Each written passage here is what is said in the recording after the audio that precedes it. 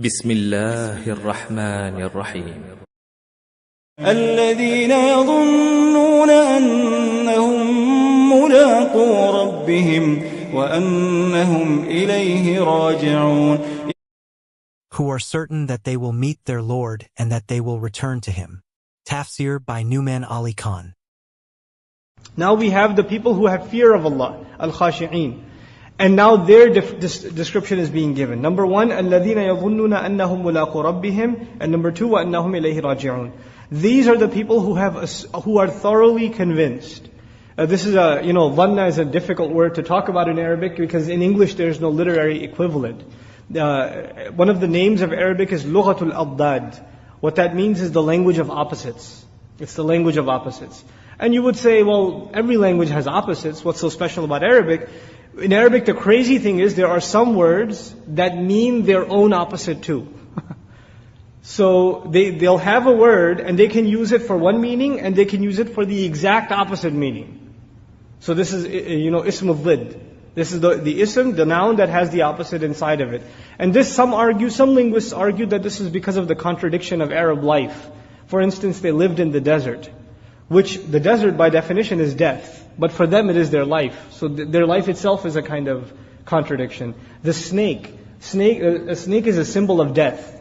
When you see a snake, pretty much you should think, I'm going to get killed. But the word for snake is hayya, which is literally the word for life also, because it's moving in the desert, in the stillness of the desert. So they have these words that have duality in meaning. Same thing the case with the word dhanna. Dhanna in Arabic, one meaning of it is, that's the popular ma'ruf meaning, is to assume. Or to have an assumption that's not based on any conviction.